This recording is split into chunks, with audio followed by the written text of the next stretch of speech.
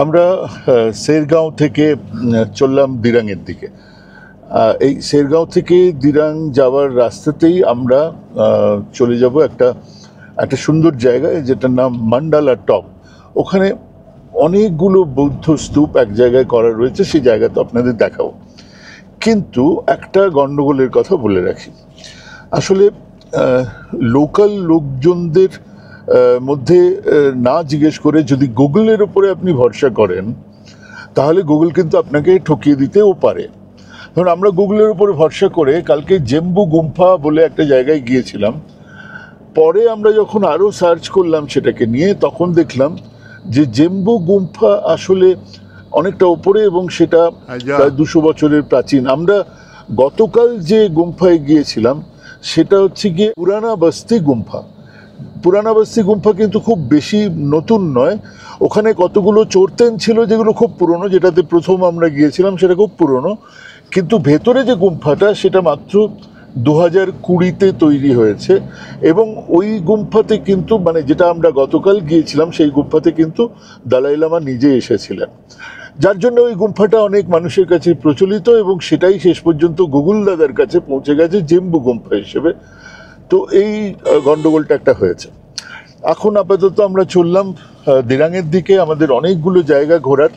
কিন্তু আপনাদের প্রত্যেককে বলি, শেরগাঁও প্রত্যেকেই আসেন একটা রাত্রির হল্ট করার জন্য, মানে একটা মধ্যিখানে থেকে দিরাং চলে যাওয়ার জন্য একটা দিন অন্তত ওখানে কাটান।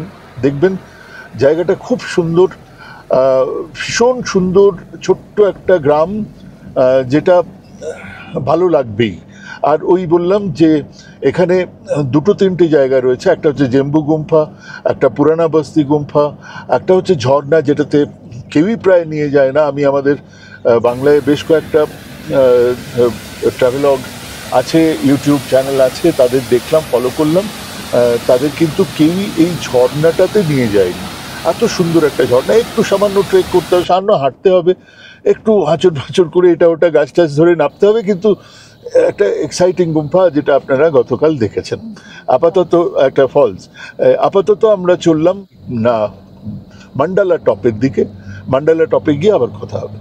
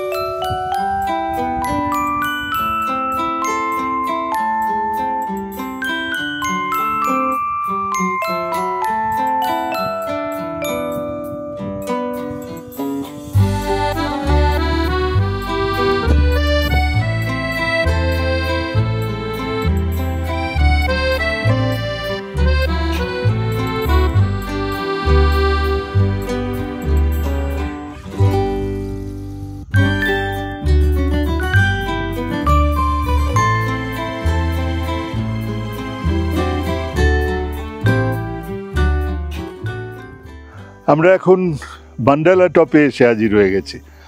মান্ডালা টপ ওই আমাদের শেরগাঁও থেকে অনেকখানি ওপরে, দিরাং যাওয়ার রাস্তা থেকে অনেকখানি বেঁকে গিয়ে একটা সুন্দর একেবারে টিলার ওপরে, পাহাড়ের ওপরে 11,000 প্রায় 700 ফিট ওপরে একটা জায়গা, যে জায়গায় একটা বুদ্ধের স্ট্যাচু রয়েছে আমার পেছনে দেখতে পাচ্ছেন।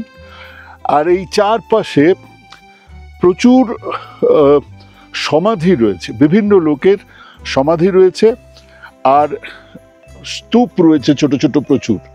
ঘিরে একটা রিং করে পুরো জায়গাটাকে একটা জায়গা তৈরি হয়েছে। ওপর থেকে দেখতেও ভাল লাগে, দূর থেকে দেখতেও ভাল লাগে, আর প্রচণ্ড হাওয়া, চারিধারে পতাকাগুলো নড়ছে। দেখুন আমার সঙ্গে দেখতে পাবেন এই ধারে লাল, নীল, হলুদ, সবুজ পতাকাগুলো হুই হুই করে নড়ছে, দারুণ দেখাচ্ছে, একেবারে সুন্দর একটা জায়গা।